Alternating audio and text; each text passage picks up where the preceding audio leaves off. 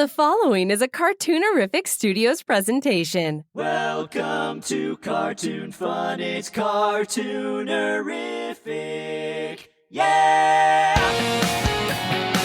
It's Cartoonerific.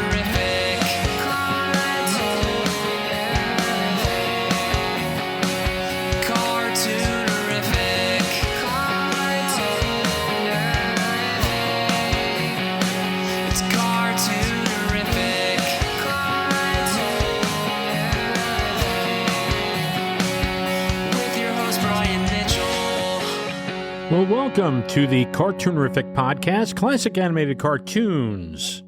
I am Brian Mitchell, and I am your host.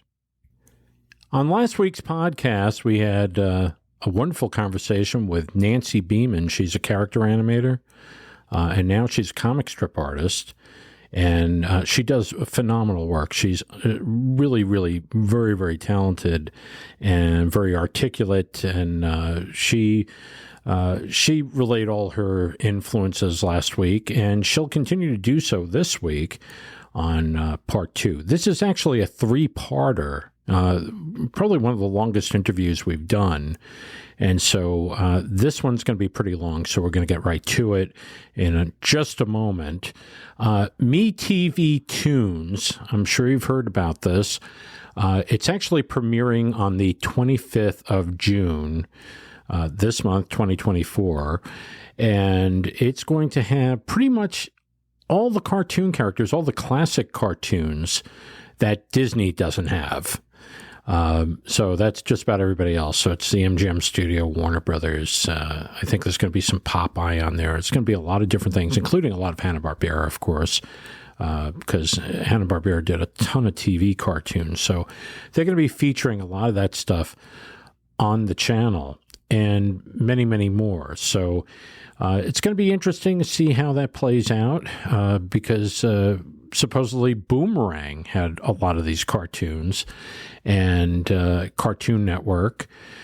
So, you know, I'm glad that instead of a block of 20 hours of Scooby-Doo, we're actually having different shows every hour. So that's going to be pretty neat.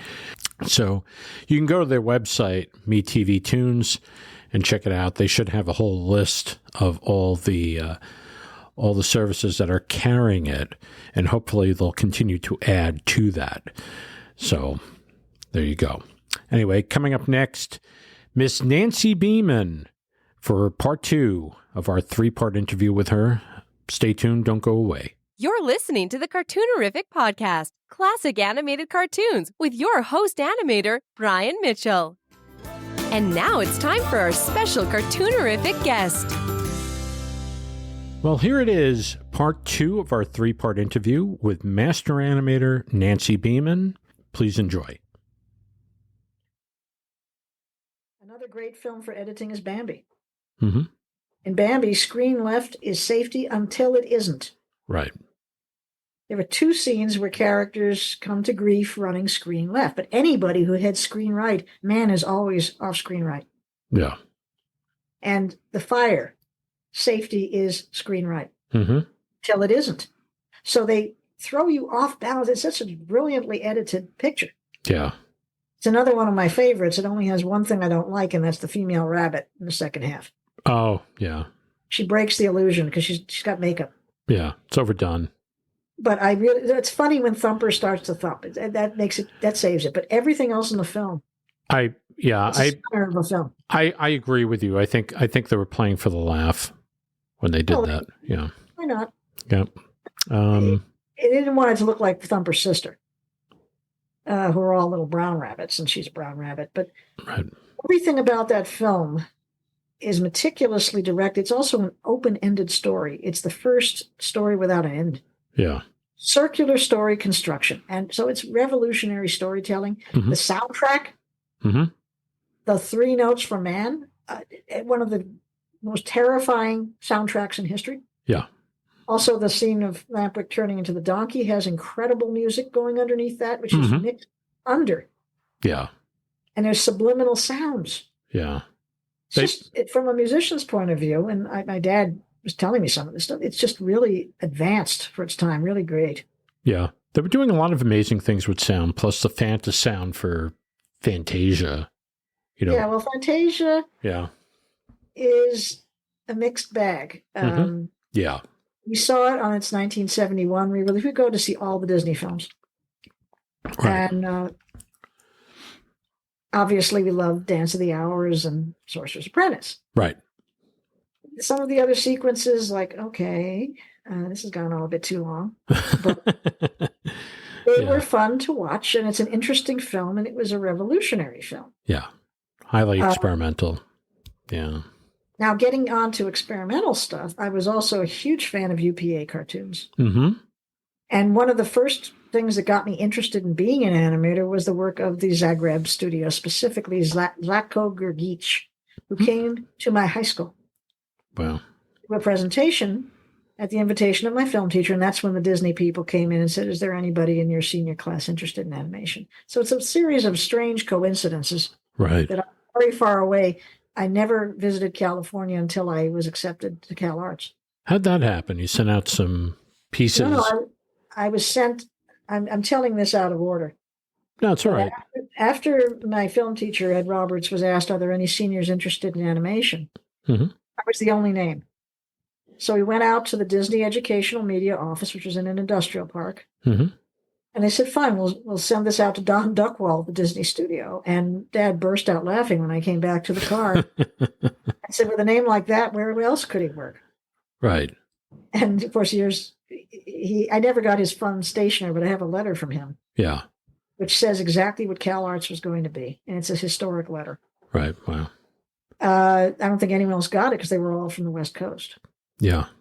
So I applied. I got a scholarship first, then I applied, and then I went out and saw the place. I did everything ass backwards. And by the end of year 2, I was the only girl in the class. Leslie Margolin got a certificate and left along with John Musker in year 2. So when was it at Cal Arts when you got there? 1975, very first class. Wow. Of character animation. Now, Jules Engel's program had already been going for a few years. Right. I used to hang out there. Mm-hmm. Because I have to tell you, the guys did not socialize with me. Yeah. And Leslie, she was like 4 or 5 years older. She thought she practically called me a child. Wow. I went and hung out at the Jules Engel's, and Jules was wonderful. Mm-hmm. I was curious to see what the other animation students were doing. Right. And there was some wonderful work, very different from what we were doing. So that's what I did. And I also made friends in the art department. Basically, I did not hang with the rest of my class. Right. I know Jack Hanna was there at the time. He was the head of the program. He used to walk around chewing gum and said, I'm a college professor. Did he ever teach a class? Yeah, he taught animation. And the guys were not happy with this. And I said, look, Jack's a director. Yeah. And we're going to have to work with directors. Yeah. So my take on it was, unless the story, he made some story suggestions that were just not on for one of my films. But if it was an animation change, I did it. Mm-hmm. And that included animating an entire test over again. Right. I was animating an albatross in my first year. It was 1975. Yeah. And I think no one's ever done one of these before. I had it doing a walk. I still have these tests. Yeah. Brad Bird comes over and says, I hate to disillusion you, but I'm making this film called The Rescuers. And Ollie Johnston's animating an albatross, and he's coming to see our show. Oh, my God. It failed. Ollie was wonderful. But before this happened, I was going to have it take off. Mm-hmm. That's funny. Yeah. Hannah comes over and says, have it land. We did the entire thing in about 2 weeks. Wow. And we were shooting on the 1932 camera that was used for the Three Little Pigs. Oh, wow. It used a bicycle chain to raise and lower to the different fields, and it was not tracking properly. It was tracking like a half a field to the west. Oh, man. To accommodate for that. Right. And I did the thing over, and Frank and Ollie and all the others come out to see our films in this little room, A113. Mm-hmm. And at the very end, as they're leaving, I didn't hear much of anything, but Ollie goes, stick with it. We need more women in this business. Wow. So he was encouraging from the start. Very neat. He was a wonderful guy, wasn't he? Yes, and he was highly underrated as an animator. Another thing, Brad Bird was, of course, on a first-name basis with Milt Kahl, and I know Milt, and Right. I know Milt's animation, and we're looking at Mr. Toad, and here's the trial scene with the lawyer. Oh, that's Milt. I know that's Milt. Yeah, it's always. When I went to the trainee program, they allowed us to go to the morgue to look at scenes, to check them out. Just for laughs, I looked at all the scenes of the lawyer without exception. Without exception, they were animated by Ollie Johnston. Yeah. And they're superbly done, particularly when he stands up with one shoulder higher than the other. That's such great animation. It's wonderful stuff. Yeah, Ollie's very underrated as an animator. I thought he was a really, really solid character animator. I love his stuff on Ollie Smee. are my favorite actors from Disney. Yeah. They could do almost anything. Yeah. Well, I love his Mr. Smee. I thought he did, Ollie did a lot of the O'Malley Cat and Aristocats. The snake falling out of the tree with his bad back is insane animation. Yeah. And when he does the scene with Carl's Shere Khan, it's beautifully played. Yeah. So that he's not upstaging the tiger. The tiger's very underplayed, but the wonderful where the tiger just puts his paw down carefully and you see this tremendous shake going up the snake's body. That's right. It's wonderful work. And the only really thing that's memorable about Robin Hood is his Prince John. Yeah. And that is a great performance. It's the only thing I remember about that film. I think he handled, many times, he handled both characters. So it was... Sir Hiss and Prince John, yes. Yeah. He wasn't animating Shere Khan, I know that. No. And his Baloo animation with Frank, absolutely wonderful. I mean, Jungle Book's another favorite. Yes. And that, I think, got an entire class got interested in animation from that picture. I got interested. That was a picture that I was 5, and I looked at it in a movie theater, and I just remember saying to myself, I know they're drawn, but they look so real. And this tremendous solidity to the So believe, I mean, I'm saying this to myself at age 5. I remember this sitting there just awed by this. And then I saw the picture again 7 years later, and it was like, that's it. That's what I want to do. You know? Again, I got involved much later, but that film made me draw panthers a lot. I was interested in drawing animals, basically. Yeah. I like animals, but also I like films where the animals acting is mixed with the human, and the one that does that the best, The 101 Dalmatians. Yeah. Because 3 of the characters are not human. Humans who are actually carrion crows. And I would ask my students, who is Corella? I'd run that opening scene where she enters. What is she? Yeah. There's a hint. She says a line. This is your castle, and that's your Prince Charming. So what is Corella? Yeah. What is breathing green smoke? She's got her head moving side to side, sticking out straight ahead of her. She's a fire-breathing dragon. Yeah. And also a witch. That's right. Also she suggests a vulture. There's all kinds of wonderful things going on that are not human in her and the Bad Uns animation. And I love those characters. Yes. No, it's all wonderful stuff. They should have stayed with that. Yeah. Well, there's an old story that Ken Anderson pushed for that style with the, the graphic look and heavy, the Xerox over the painted backgrounds. And I think Walt Disney hated it. I think he really hated the look of it. I was told by Ken when I interviewed him. He was called into Walt's office because Walt was busy with the parks, and Walt was livid and said, don't ever do that again. Of course they did. And of course it's not original. It comes from Warner Brothers. In Deduce You Say, Maurice Noble was doing that off-kilter background. Yeah. In 10 years earlier. Right.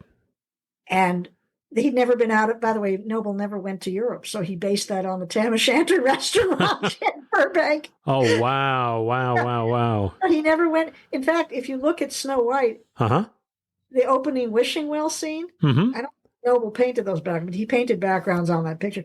It's California. Yeah. They didn't travel. They just, tree is a tree. We'll go do something here. Right, right. But only later did we actually do research. And sadly, I couldn't go to Greece for Hercules, but we did go to the Jet Propulsion Lab in Pasadena for Treasure Planet. Well, I guess that's good. Oh, it was very exciting. And have you've been to the Tam O'Shanter? I'm sure you've been many times. Many times, yeah. I've been there a few times. But if you look at the douche, you'll recognize it. Yeah. Wow. So it's about believability. And years later, when Mulan was out, I was talking with Chen Yi Chang, who designed all of the characters except for the dog, which is Chris Sanders' design. Yeah. He said, as a Hong Kong animator, designing for Disney is my lifetime dream. Yeah. But he said, look at this review from China, from Hong Kong. She's wearing Japanese armor. He said, they got that from us. So I said, Chen Yi, our audiences are not historians and we're not making documentaries. Right. Unfortunately, they've watched anime where all of these people are wearing what we know is Chinese armor. Right. If you watch nothing but anime, you will think it's Japanese. Yeah. So you may have to paint it red, even if it wasn't red in actuality, just to tell people it is Chinese armor. You have to give them some information so that they can come to a conclusion. You can't do a film without any explanations. Right, right. And it might mean not strict historical accuracy, but you can at least say, okay, this is different from anime, therefore it's Chinese. So the film is beautiful. Absolutely love that movie. Yeah. It is just stunning. But you can't assume your audience is going to see it the same way you do. And when you see what they think of what you've done, you realize what a powerful medium this is. I've had people write me to say, your Miss Kitty animation in Five Goes West inspired me as a girl. I grew up with this. I was like Tanya. I was miserable. And here she's saying, believe in yourself, which is a cornball line. Yeah. But I figured I've got to make this nice. And originally, Tanya's voice was not good. Right. They did ADR on her. I'm working with a bad voice track and a sequence nobody else wanted to do. Right. I'm working with, I wanted Kitty. And Simon Wells said, okay, you can block the action. And I said, well, you can't just have them talking. So I went and bought a perfume bottle. I actually owned that bottle. And I analyzed how it moved. I had Kitty sewing the dress. Yeah. Little magic. But I had to make Tanya more appealing and cute because her voice was bad. Yeah. I've never sang in front of an audience before. She's down shot. She's in Kat's hand. Right. Looking really scared. So the acting on that is some of the best I've done. And that was a good script. Who did the voice for that? Was that... it was Amy Irving as Kitty. Yeah. The girl, I don't remember who was the original Tanya. The dub is very good. Right. I do know the original track. People weren't happy with it. Right. And I had to animate to that. So you just say, okay, make her cute, make her likable, make her vulnerable, and make Kitty a kind character. And she also has regrets. I asked Simon, well, why did she leave Tiger in the first place? And Simon said, isn't it obvious? No, you have to show that there is a sense of loss here. Yeah, absolutely. And Uli Meyer, who designed Kitty, had her in a bonnet. And I said, well, she's a showgirl. Can I design a new costume for her? And Uli said, go ahead. So what happened was she's talking with Caterwall, Christophe Saran's character, in the dressing room. And Spielberg liked long takes. Right. The film is unusual in that it has live action staging. That scene ran for 30 seconds. Wow. And I took a month to do it. And I blocked it so that Kitty had, instead of her tail down on the ground, it's up like a bustle. 1888. Then I put a big feather on her head. Her dialogue was crazy. Like, you are going to fall flatter than I don't know. It was all these non sequiturs. Right. Okay, she's not paying attention to what she's saying. Maybe she's not paying attention to what she's doing. But then she is, because here is John Cleese, Caterwall, talking about this singing mouse, and she's whacking him with her tail, and she turns around and gets him with the feather and knocks his hat over his eyes because she doesn't like him very much. Right. And I had her flipping the feather over her shoulder and getting him again. And when he exits the scene, he does the classic villain thing with the cape over his face and out the door. Right. that was all one scene. And That's incredible. That's a really long scene. Yeah. 30 feet. It was a lot of fun, and Simon loved everything I blocked in. I thumbnailed everything. Right. He said, here's what I want to do. Mm-hmm. And he told me what he wanted to change. Right. And I did, but I had not animated the scene yet. I was only blocking it, so that's easy to change. Right. People who don't thumbnail their scenes, you don't know where you're going. You're not going to get there. Yeah. So I was taught by Frank Thomas to do your thumbnails first. And I always worked that way, and I was taught that way. Mm-hmm. And anybody who does that gets their scene done. Yeah. You time the scene. You actually film them. Time them under the line tester or whatever you're using at the time. Right. And block it that way. Mm-hmm. And before you do anything else, because otherwise you're spinning your wheels and you can't do that with hand-drawn animation. Wow. You just don't want to waste drawing. So I had very few things thrown out from my scenes. Wow. And the same thing was true for Goofy Movie. I'm blocking 2 characters acting together. I would shoot those, or 3 fates, same thing. You make sure the timing is working in the blocking before you do the rest of it. The director has to sign off on it. I didn't apply to work on Raggedy Ann and Andy, which was hiring in New York. Right. Because I honestly didn't think I was good enough. Oh. So about a year or so later, when I had this car out in LA, I was hired with a bunch of other CalArts students to work on Lord of the Rings. Mm-hmm. And it was an interesting experience. I met some very good friends there. Right. And what were you doing on it? Oh, we were all originally tracing photo rotos, but yeah, I saw footage Ralph had shot of German shepherds running around and people catching them because they're supposed to be the wargs. Mm-hmm. So I drew a warg tearing out the throat of somebody and blood all over the place. Wow. I went into Ralph's office and I showed it to him. He said, yeah, you got the wargs. Just give them bigger teeth. So they are hand animated. Right. And there was Gollum also was hand animated in that film, really beautifully done by Crystal Russell. Wow. And I assisted a few of her scenes, and she was very nice to me. Mm-hmm. The only time I ever worked with Brenda Banks. Oh, okay. She would sit in her cubicle giggling.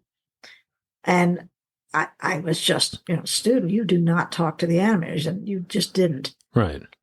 So I never said a word to her. I just heard her giggling. So right. Crystal was really sweet. And I liked Ralph a lot. And yeah, the film could have been a lot better if they'd followed Mike Klug's incredible storyboards that were all over that studio. I couldn't believe how beautiful they were. Yeah. But it gave everybody a job that summer, and I made some good friends. So that was my first professional employment. Right. Well, when I was a senior, I went to New York for Christmas break. Mm-hmm. First, I had visited the Richard Williams studio on a dare. All right. Because my senior film at CalArts had color in it. It was the first one at Character Animation to have it. It was one idiotic shot. I had 48 field scene. Oh, God. Truck out from a 4-field center all the way out, 64 field. Wow. Just all the way up to the ceiling with that Oxbury. Sure. Because it was a shock cut, a smash cut. Right. And I caricatured half the class in it. And I had to pay for the developing of the color film myself. So I went downtown and a friend said to me, Richard Williams' studio is right by the lab. Why don't you go visit? I said, I don't want, well, you're scared, aren't you? Oh, okay, them's fighting words. I'll go. So I showed, Dick was wonderful. Right. Came in, showed my junior reel, my 3rd-year reel. Mm-hmm. And he said, yes, that's rather nice. And Mr. Babbitt likes it. Mr. Babbitt, that's Art Babbitt over there. Wow. Hello, Mr. Babbitt. Would you like to come to CalArts and lecture our students? He said, well, I was supposed to be in charge of your entire program. But the Disney family said if that man sets foot on the campus, we take our $12 million and go straight home. Wow. So I could not be your teacher. I said, well, can I interview you? Oh, yeah, sure. Then I can do it at Dick's. And so then Jim Logan, Dick's lead assistant, said, if you're going to New York, drop in on my old friend Jack Zander. Ah, okay. Zander's Animation Parlor. Yeah. Well, I went in there and I didn't look too, I was wearing my only good dress and I had this mildewed briefcase with my 16 millimeter reel in it. Yeah. And somebody they run by. I see a lot of people running by. And finally someone said, nope, we can't see you. Come back next week. Wow. I came back next week, same dress, same briefcase. Mm-hmm.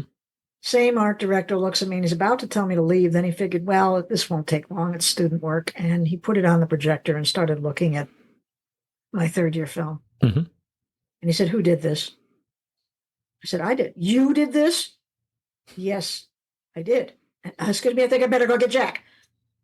And he runs back in, and there's Jack Zander, whom I'd heard about but never seen, and is a very neat little man with a Van Dyke beard and mustache. And he goes and stands in the door for 1 minute. Says, I've seen enough. Turn off the projector. Sit down. Draw me something. Draw a sheep.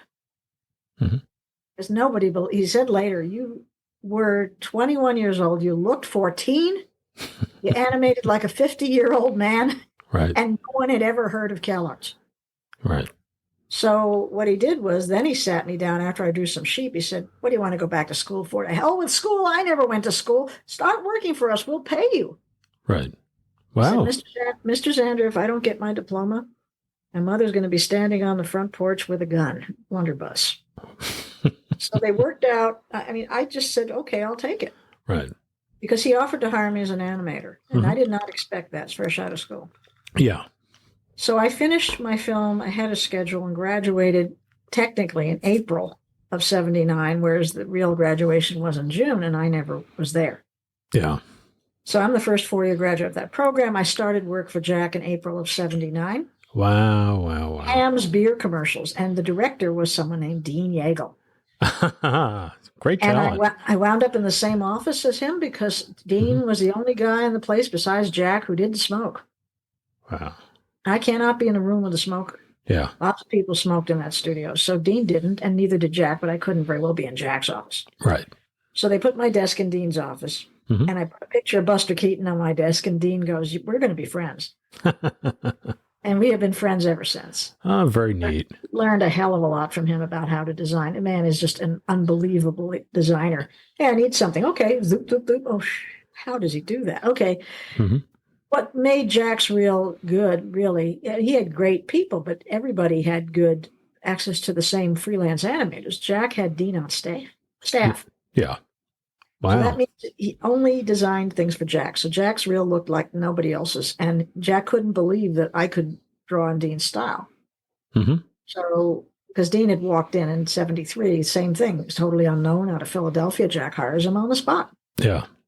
So we had a really nice crew of people. And I mean, I even worked with Preston Blair. Yeah, I was about to ask you that. Yes, I worked with Preston Blair and Ori Battaglia at that stage. Doug Crane was another one who was a terrific animator. Yeah, he was from Terry Toons, Doug Crane, wasn't he? Lovely man and a hell of an animator. Wow. And a really nice man. Yeah. And easily the best, at doing superheroes and animating background. He was incredible. Wow. It was really fun talking to Preston, and I have a signed copy and corrected copy of his second animation book, not the one that you get now, but the Walter Foster version. Yeah. Came out in 1979, and it is incredibly rare. And Preston corrected things that were misprinted and signed it in 3 places. That's the one with the blue cover, right? The blue cover. You got it. You probably do got it. So it was nice working with Preston. Yeah. And some of the other guys, well, I'll tell you, they were angry that how come you're not hiring us anymore? What happened? Who's doing the animation? And I'm in a union meeting, and there I am. Well, the Terry Toons guys were better than the famous animators. They were just not very good, and the famous assistants were wonderful. They were absolutely top of the mark assist, but the Terry Toons guys were better animators. Yeah. Dean and I were I was following Dean. So he would direct a Ham's commercial and I'd animate it. Right. And we would do all kinds. We had a high-end account that they didn't like Dean's design on one character. So I wound up doing it. I wasn't supposed to even be on the account. Wow. But they just gave it to me because, Dean was drawing beautiful girls because he was doing them even then. Yeah. A fairy. Ham's was a Ham's bear, right? Yes, that's right. We revived the Ham's Bear commercials, I guess. I don't know when Jack started doing them, but we were doing them. And that was the bread and butter account. Right. But also there was a dime savings bank, and there was a fairy they wanted in this commercial. Yeah. And Dean was doing beautiful fairies, and the accountant kept saying, she looks, no, we don't want her. So they said, why don't you try one? Mm-hmm. And I figured, well, I got a cousin who was really young, and she dressed up in a tutu and danced around, and she could be a fairy. Mm-hmm. So I put a little bathing suit on her and a diaphanous nightie. It's a little girl. She's about 6 years old. Right. Long blonde hair, pointy ears, antenna, Mm-hmm. and butterfly wings. And I animated an animating background of a tree rotating, the fairy coming around with all these animals coming around. So I wish I had a print of it. Yeah. Really nice. And you know what happened after that? No, what happened? Jack calls me into his office a few months after the show airs and says, we got this letter from Disney. Mm-hmm. It said that the quality of the animation in that commercial was such that people might think Disney had done it. And by the way, the fairy's Tinkerbell. Yeah. And I said, no, she isn't. And that's the best compliment they ever gave me. Yeah. And by the way, they've just designed an eagle for the 1980 Olympics. And guess what? It's based on one of Dean's designs for the Brooklyn Savings Bank. Oh, wow. And Jack says, you don't think they got a parrot or something? No, you take a look. Here's Dean's design and here's theirs. Right. Direct ripoff. But sadly, the bank was happy to know that, but they were busy going out of business at the time. So they didn't care that much. Yeah. They were busy with other things. Right. Wow. So Xander's was fun, but commercials, we did a special called The Gnomes. Mm-hmm. And that was why he hired me. He needed people on this long picture. Right. And then I stayed on doing things like Dr. Seuss characters and all that. Right. And when that ended in 1982, because commercials started to go down in New York, various things happened. Right. Dan Haskett recommended me to Rick Reinert Productions, who was subcontracting from Disney. Mm-hmm. And I also started designing toys for Disney in the New York office, which was a really nice place to work. Oh, yeah. Where was that? That was on Madison, right? Madison. It was on Park Avenue. Ah, okay. So I tell people I was going to work on Park Avenue. Wow. And it had been there forever. And they had stuff that wasn't in the studio, such as the original storyboards for Dumbo. Wow. The one that was scrapped. Yeah. How about the picture of Snow White's mother? It's a still, which means they went all the way to color with it, and it was in there. Yeah. And I was allowed to go through the filing cabinet, so I saw this. I saw the scene list for Snow White showing all the scenes of the witch that were cut. Wow. And they found them in 1998. Right. But at the time, you realize there was about 10 minutes of that film cut. Yeah. And it's the right 10 minutes because they couldn't finish and they cut the right stuff. That's when I started to understand how brilliant Walt Disney was as a storyteller. Well, they cut the soup eating sequence and the bed building sequence. That's correct. And according to Floyd Norman, soup eating sequence was actually in between and cleaned up in the 1950s because he was on it. It was shown on the Disney TV show. Yeah, and he said it wasn't that finished when it was cut. Yeah. That was all very interesting. The bed building never got past, I guess, rough layouts. And frankly, I think they cut the right stuff. And if you see how brilliantly edited some of the scenes are, right, you realize, this is just terrific. This is gorgeous. Cut exactly where it's supposed to be. There's a whole fight scene between Grumpy and Doc where they're doing the Three Stooges. Yeah. And you can see where that's cut because Grumpy is going down into a take and he's going to start yelling again, no, she doesn't get to stay. They've already settled it. Right. So they cut directly to the boiling pot. It's beautifully edited. I have to say something. Years ago, an animation fan who had just about everything on film showed me the bed building sequence. Most of it was in storyboard. There was a few pieces of animation in it. Yeah, it's Al Euchster did the whole sequence. Yeah. It's I know why they cut it because it's just filler. It's not adding anything to the story. It's not necessary, and neither was the Three Stooges arguing again with Grumpy and Doc when they've already settled it. Right. And the witch, there's a wonderful series of letters where Walt was asked to cut some of the skeletons, and he did. Mm-hmm. And that stuff was in color. We saw it in 98. And did some really elaborate effects, but it's much more effective with just one apple coming out of that brew with that skull forming on it. So learning not to do too much is very good in all art. Art is what you leave out. That's right. Anybody can do, you want to photograph, take a photo. You can do lots with photographs, but if you want to do photorealistic painting, you lost me. I am bored stiff by it. I think it's the same thing with somebody who animates that tries to do everything in their scene, and the scene is overactive, and it's not effective because there's just too much going on. And it's better to just simplify. There's a lot of that around. There's some atrocious animation today. Yeah. And the underplaying is very hard to do, but not impossible. Right. That's one reason I like Chuck Jones. He's quite good at it. Yeah. But, of course, Frank Thomas did the scene of Grumpy crying on Doc's shoulder. Yes. It's excellent. And originally it was very animated. He had to take everything out because people would have laughed. Yeah. And you can't show a face of this goofy character crying. So it works better with less. Yeah. And likewise, Chuck Jones can do something with a flare of a nostril. Yeah, exactly. So a terrified bullfighter. And I absolutely, or Daffy's beak just going jerk, jerk, jerk, jerk. Right. Just lovely, lovely stuff. Wonderful, wonderful stuff. Chuck Jones is, people are listening. Everybody has their favorite, right?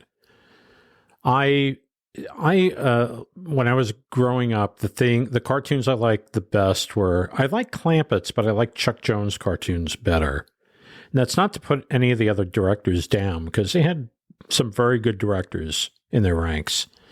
But from Disney, I loved all the stuff that Ward Kimball did. I loved all the wild stuff that he was doing in the shorts, and even on the TV show, he's doing some wonderful, wonderful stuff. Yeah, go ahead. I'm sorry. No, you don't apologize. I'm agreeing with you. Okay. Don't forget Jack Kinney. Jack Kinney was great. He was. We at Warner's were saying he's the greatest Warner Brothers director Disney ever had. That's right. And he directed Pink Elephants. I think that was Kinney. And Kinney definitely did Furious Face. Yeah. And hockey, some great goofy cartoons. He did. And he did one of my favorite Disney feature films, and it's basically two separate pieces. It's Wind in the Willows. Yes. And Ichabod. Ichabod Crane. And I love it for the styling. There's a lot of Mary Blair in there. I love the animation. I think the direction is tops. But they're done like 10 years apart. Yeah. There's a very different style of animation in Wind of the Willows. And I wish they had done the entire film, but they couldn't, unfortunately. Right.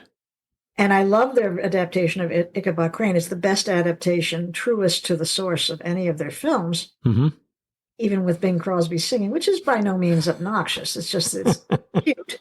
Yeah. And, of course, Mary Blair is art directing the chase scene. Yeah.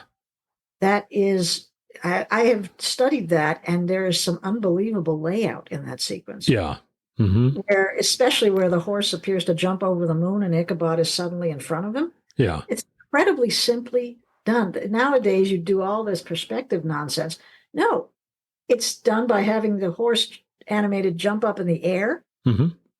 There's a fast pan going in the foreground. The moon is panning the opposite direction in the background. Right. And then Ichabod is animated on that plow horse coming up from below the frame. It is beautifully done. Yeah, it's amazing.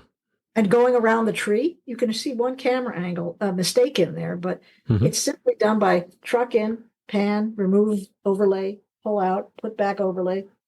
That's a 360-degree pan without doing one. That's right. And so I really think the layouts were great. I'm very blessed to have studied with Ken O'Connor. Right.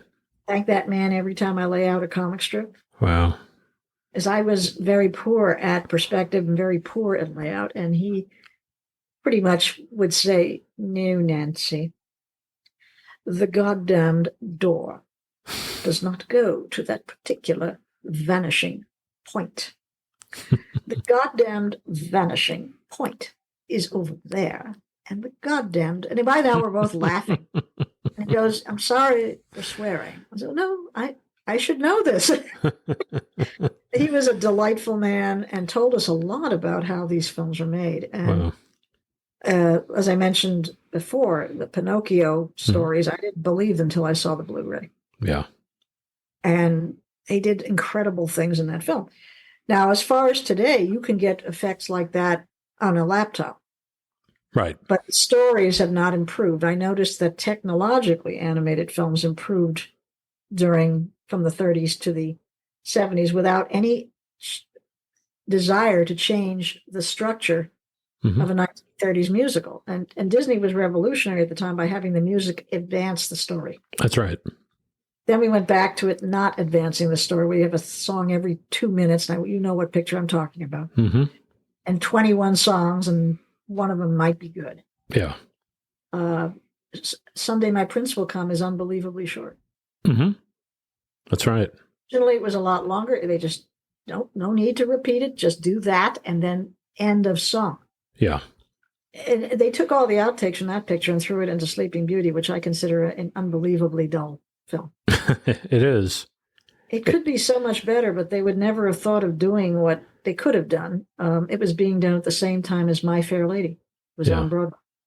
Wow. And if you have a princess who's living with a woodcutter, how do you suppose she's going to move? Instead, she moves exactly the same way all the way through the film. La la, dance on my toes with the animal. She should be hauling wood and water and acting like a farm girl. And then she has to learn to be a princess. That would have made her a lot more appealing. I wonder if at that point, because Walt didn't know what to do with it, apparently, and I think he was entrusting some of his story people to kind of work some magic. I don't know if they were just afraid. Is it possible they were just afraid that... They weren't interested in strong female lead.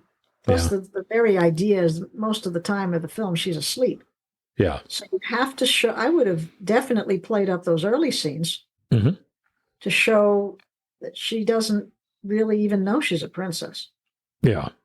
And she's living in the woods, and here's this prince who falls in love because she's a nice person and a pretty girl, not because, okay, I'm a princess and you're... It was a weak character. Yeah. And this is something I don't think they were able to do at the time. Yeah. Because the female characters were usually extremely weak. And you think about strong characters in the early films. I mean, you like Snow White. She's a nice character. And she has a bit more spunk than most of the others, and certainly from the original story. But the one you think of first is Slewfoot Sue in the Pecos Bill film. That's right. She was incredible. Yeah. And a lot of fun. And they clearly had a ball animating that picture. Yeah. But it's an exception. They just weren't interested in doing that. And neither was really anybody else. So I'm not going to go into all this.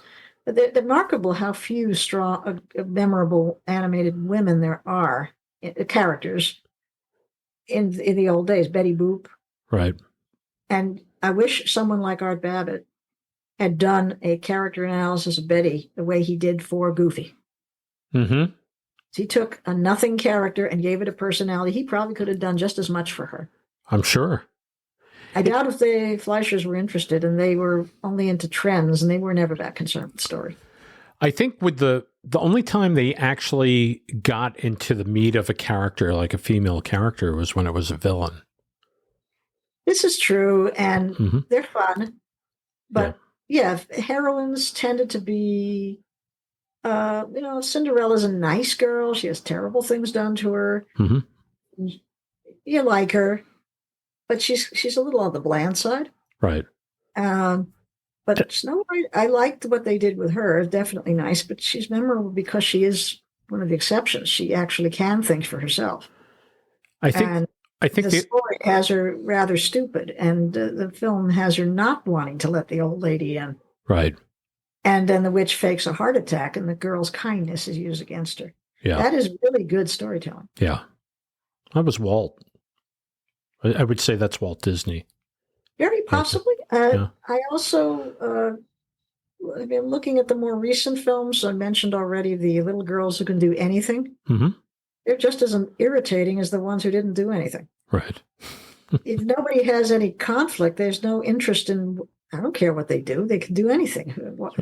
Who cares what happens to them? That's right. Seems like that they leaned more on like the surrounding characters for the ladies, like Snow White with the animals, right? Well, yes, the dwarfs and the animals like her, so we do too. Yeah.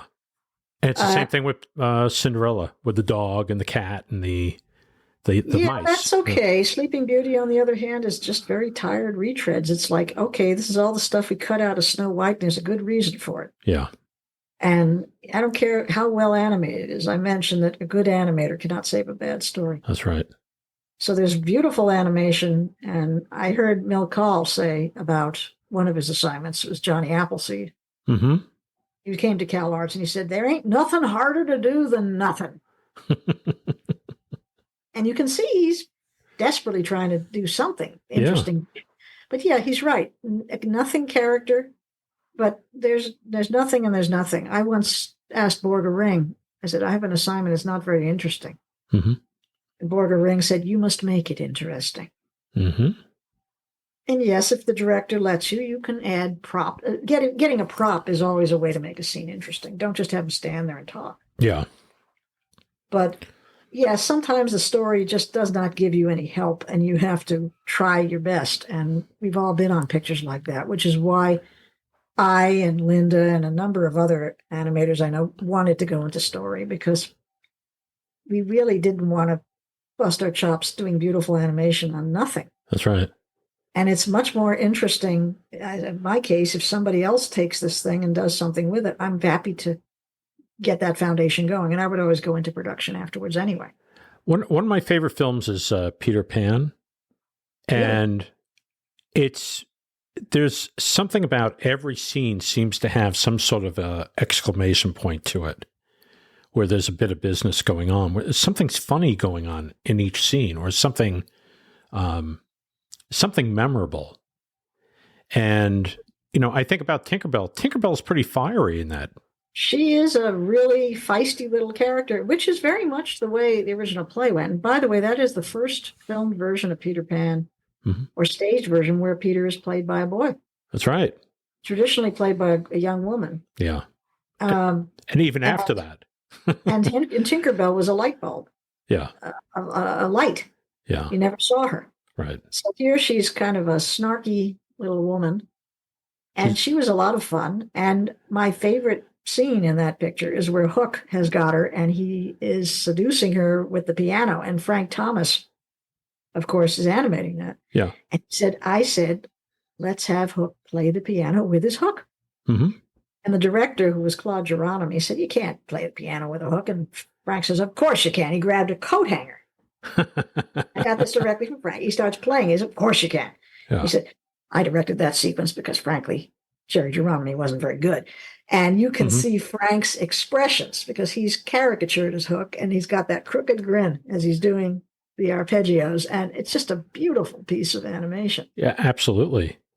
And I enjoyed that sequence so much. Mm-hmm. The film is a little problematic. I wonder, why is it always Ward Kimball's scenes that are controversial? First, he's got he was angry when I asked him about the Crows and Dumbo, and he said, those were my friends. I jammed with those guys. Yeah. Well, I think the problem was Cliff Edwards. Mm-hmm. And I wonder sometimes if they'd gotten Fats Waller to do the voice. Right. He could have done it. Yeah. Or Cab Calloway or somebody to do that voice. Nobody would be objecting now. Right. And the dancing is fun. I actually met the man who modeled for it. His name was Eugene Pineapple Jackson. He was one of the Little Rascals. Mm-hmm. I danced with him at the Avalon Ballroom. Oh, wow. It was a Laurel and Hardy convention. I was sitting there, and he goes, come dance. I said, I don't know how. He goes, you can walk, can't you? And he was able to lead me because I didn't know how to dance. He was very good. And he told me afterwards, yes, my brother and I went to Disney's and modeled dancing Jitterbug for Dumbo. Wow. And the footage has survived. But they didn't put it on any of the reels. Don't ask me why. There's nothing offensive about it. It's just two guys doing jazz dancing. Wow. Are you a Laurel and Hardy fan? I know we're going off on a tangent. I love the boys, and I love Buster Keaton and Charlie Chaplin. I have to tell you what happened with Eric Larson when he was looking at my pencil test as I was a trainee. Right. I said, 'twas ever thus. And he immediately goes over and pulls a Laurel and Hardy book off the shelf and says what picture it's from. Right. It's, I think, either Laurel Hardy Murder Case or Laughing Gravy. I don't remember exactly. But right. Yes, there's a tremendous overlap between animation and the boys. They are the best dialogue study because those guys played straight man to each other. Yes. And they're incredibly easy to lip read. Even in their silent pictures, you can lip read what they're saying. Oh, absolutely. And Stan is frequently calling Ollie Babe in the silence. Wow. Wow. And sometimes swearing. Interesting. Yeah, I caught Stan swearing in a couple of them. Wow. And Oliver Hardy never. I love Laurel and Hardy. Love the boys. I knew yeah. Stan's daughter very well, Lois Laurel Hardy. Right, right. And I thanked her, what I said, I study your dad all the time, and Ollie, and she was just a delightful woman. Told me a lot about what it was like to be on that lot. And so if I could go back in time, I wouldn't go to Disney's. I would go to the Hal Roach Studio, yeah. Because supposedly, who was working there? How about George Harriman, Crazy Cat? Wow. Was actually squatting in Beanie Walker, the scriptwriter's office. And Lois said my mother would take me there and he would draw Crazy Cat for me. Wow. We still had no mom, threw them away. Can you imagine all of that wonderfulness on one lot? Yeah. Plus a radio station with a KU call letters and da-da-da-da-da-da-da as its theme song. Wow. And so Roach hired Marvin Hatley, who wrote that. It must have been one of the most delightful places to work. Yeah. I met some of the people who worked there, and they said he didn't pay us much, but it was called a lot of fun. Yeah. It was a delightful studio, and the Laurel Hardy film doesn't begin to capture what it was like to work there. Yeah. According to the people I talked to. So, yes, I would love to have been in a place like that. Okay. Animation studio is a close second. I want to ask you this question because I think I brought up Laurel and Hardy, I think on past podcasts, but I think, and you just kind of alluded to it, I think that a lot of the stuff that they did influenced a lot of the animators at the time in the 30s and 40s. And how do you feel about that? I see a lot of Chuck Jones. Chuck's said it was mostly with him as Buster Keaton. Yeah. And the thing is, of course, people look at what they look at the cultural things in their time period, and that's what influenced the animation. And there's no coincidence that the golden age of cartoons followed immediately upon the golden age of silent comedy, because those guys grew up, and women grew up watching those films. Right, right. There's a scene in Snow White that's straight out of a Roscoe Arbuckle Buster Keaton picture. It wasn't found until 1978. Wow. And Freddie Moore must have seen it with Dopey putting on the coat and standing on Sneezy's head. That is shot for shot in a film called The Bellboy. Oh, okay. All Buster has to do is start doing this, but no, he doesn't. But he's got his foot cut under the same shots. Wow. Wow. So they were doing that from memory. And so they were watching the greats. And so they were brought up on pantomime and vaudeville comedy. Yeah. Which was visual, but it goes back all the way to Commedia dell'arte. Yeah. And Art Babbitt talked a lot about being influenced by Chaplin, of course. Yeah. When you get into the 40s and dialogue comedy, you get a nice blend of radio being mixed into it, particularly at Warner's. Yeah. Many of the famous catchphrases at Warner's, in fact, originated on radio, and one character did. Foghorn Leghorn is off the Fred Allen show. Right. Senator Claghorn, Senator Claghorn, sir. Right. I'll say, sir. Yeah. That's a joke, sir. And they were using voices like Phil Harris, who was Jack Benny's band leader. And so they were going from that time period. Now, I'm unusual in that I was interested in the old comedies. Right.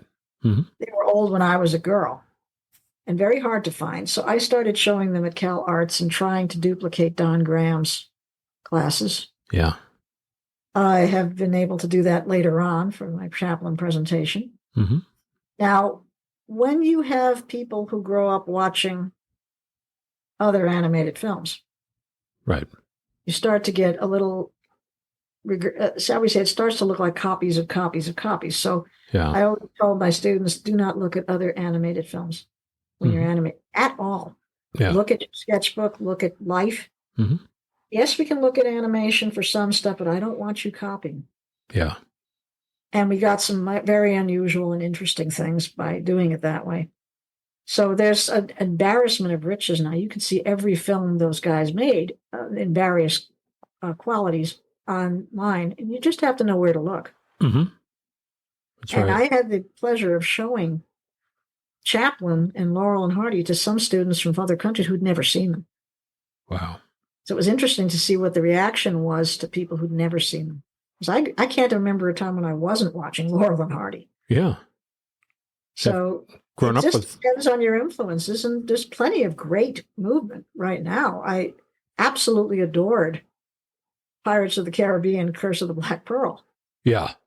Johnny Depp, I'm not a huge fan, but man, I fell in love with that picture. I said, he is fantastic. The way he's moving, it's pure cartoon, and they actually top a Buster Keaton gag with the entrance with the whole ship sinks under him and he steps onto the dock. Yes. That's from the boat. Right. But he does it one better.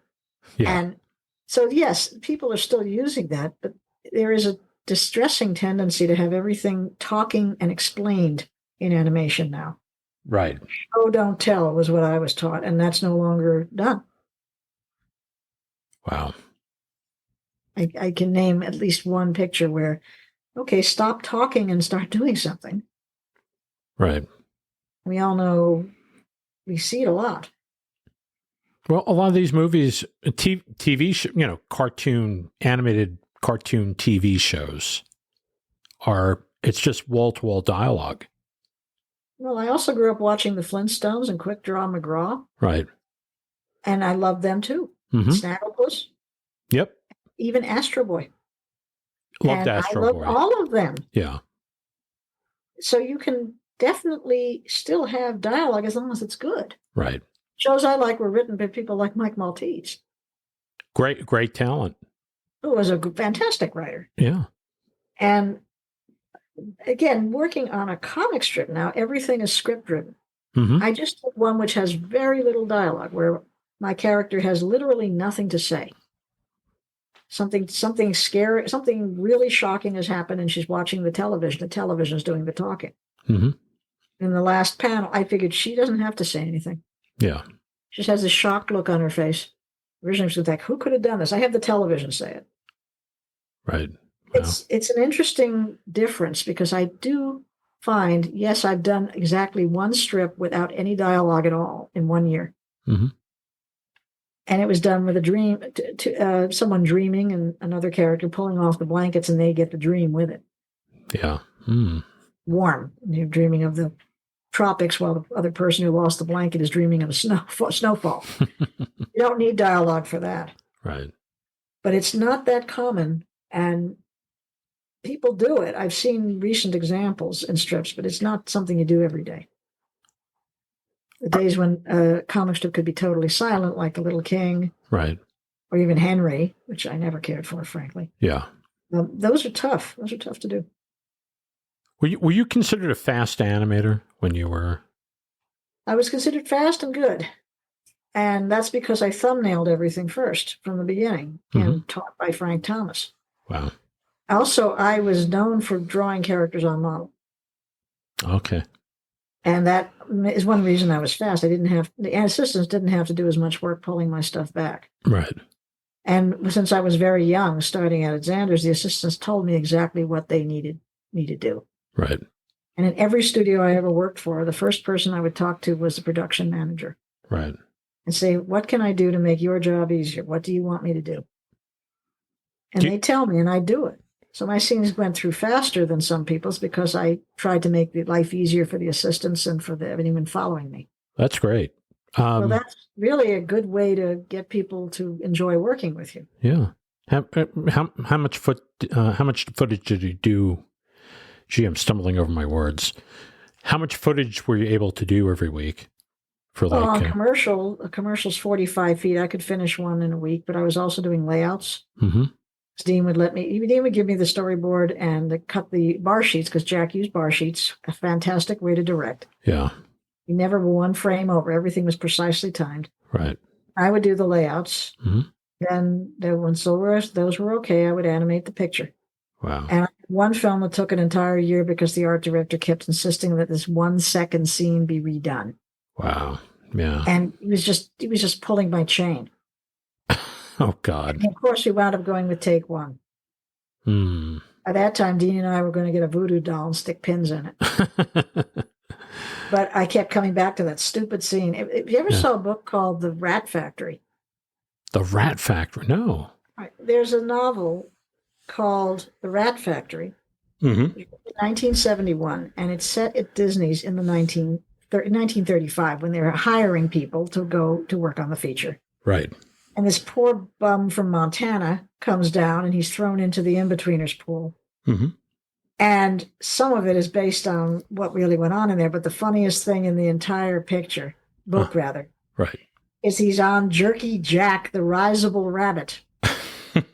And the ears keep flickering. He simply can't in between them properly on scene 28.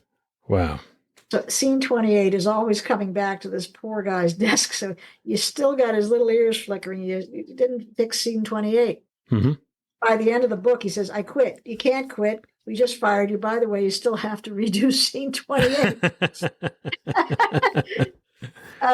It's rather over the top, but it is there's stuff that's recognizable, people that are recognizable. Sure.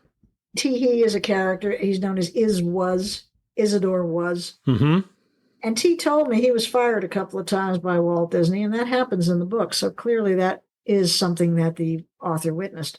Why was He fired? Do you know the story on that? Why was he fired? There are several, but what he did tell me was he was supposed to do a project that he didn't see as suitable. Okay. So Walt said, okay, bye. And he said He went to work for UPA. Right. And a couple of years later, he gets a call from Walt Disney, and Disney says, what are you doing? Wow.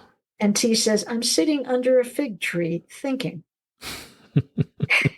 And Walt says, come in. He'll come back to the studio. Right. So apparently T didn't hold it against him. He said he fired me a couple of times. Yeah. But Joe Grant told me years later, the old man don't work at the studio anymore. It's not the same place. Right. So you have to go in when you're there. Disney died when I was, I think, 9 years old. I certainly didn't have a chance to meet him. Yeah. Mm-hmm. We all cried when that happened, the entire family. Yeah. I cried. We all burst into tears. I cried. I think I just, my birthday is December 12th. So it was a couple of days after my birthday. Oh. And it was just hit 5. And I knew who he was, and I cried. I cried. Well, I see Snow White and Pinocchio, and I tend to cry at the end of the picture. Yeah. Because they are time machines. Mm-hmm. My dad saw that film, Snow White, at its original screening at Radio City Music Hall. Wow. And he saw Pinocchio as well, and Mom would have seen Bambi on its first release. And the thing is also, I know so many people who worked on those films. Yeah. Seeing old friends. Mm-hmm. So those films in particular do have an emotional tug that the later ones simply don't have. Yeah. But that's for reasons that are personal to me. Yeah. And it's interesting because, again, my dad was extremely fond of animation in general. Yeah. And that's about the only cheerful anecdote he had about his childhood. Wow. Growing up in the Depression and World War II was not fun, and anyone who thinks it wasn't there. Yeah. No. They had a lot of great comedy because they desperately needed it. Yeah. And we were passionately fond of the Marx Brothers, who also had an immense influence on animation. Yeah. Particularly Harpo. Yeah. But also Groucho. There's a lot of Groucho in Bugs. Well, absolutely. There's a lot of Groucho. Yeah. I worked on Animaniacs. There's a lot of Groucho in the Yakko character in Animaniacs. That's been a couple of generations later, but the original Tex Avery Bugs Bunny. Yes. And that's Chuck Jones Bugs Bunny uses some lines from Groucho. Yeah. So the nonsense that he's based on Clark Gable, that's a Bob Clampett story that simply isn't true. No. And speaking of Clampett, he did some of my favorites. I absolutely love The Great Piggy Bank Mystery.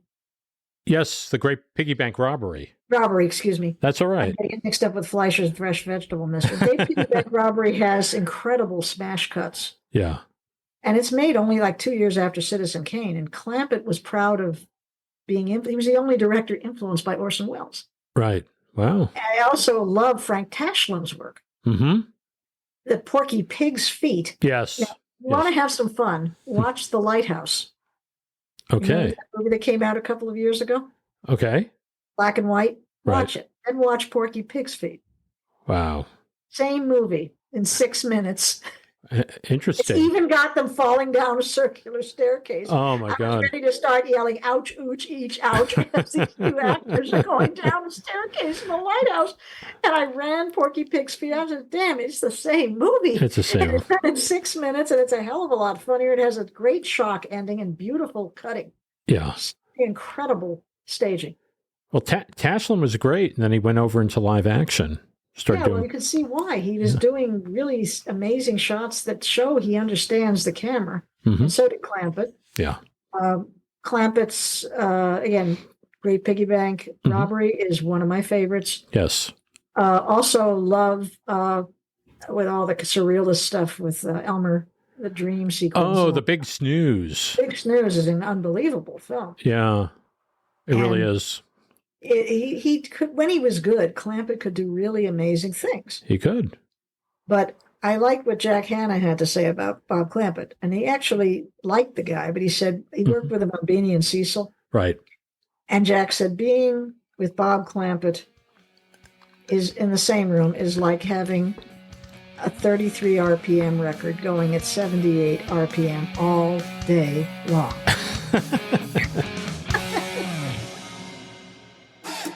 Do you have any questions or comments about the podcast? Please email Brian at cartoonerific.com. Your email may be featured in one of our future shows. You know, I always say I've learned a whole lot from the animators, the talents, the various talents that come on this show and allow me to interview them. Nancy Beiman is no different. Her influences are really wonderful. And a lot of those influences are my influences because we grew up pretty close to around the same time, and we like pretty much the same things. So anyway, she'll be back next week for part 3, so please come back for that. Whatever service you go to, it's really important that you subscribe or even just like, if you're liking the show, please hit that like button that you're liking what you're hearing. And if you have any suggestions, please, we have a text button that you can actually just text us a message or a question or whatever. And I'll try to get to that on the show or maybe on the Cartoonerific News. The next Cartoonerific News is on Tuesday, so please don't miss that. Marjorie hosts that. She's doing a wonderful job with that. And we have a lot of great interviews coming up in the weeks ahead. But meanwhile, next week is Nancy Beiman Part 3. Don't miss that. A lot of good information there, especially about her new comic strip that she's been doing. And so she'll talk a lot about that. If you really like the podcast, please tell a friend. Very, very important that you spread the word about the podcast. Let people know about it. Please share. And if you're on Facebook, you can just easily take one of our posts and put a little comment on there and share it to your friends. So anyway, I want everybody to have a great day. I want you to have an excellent week, and we'll see you all again next time on the Cartoonerific Podcast. Take care, everybody. This has been a Cartoonerific Studios presentation. The Cartoonerific Podcast is copyright 2024 by Cartoonerific Studios Incorporated. All rights reserved.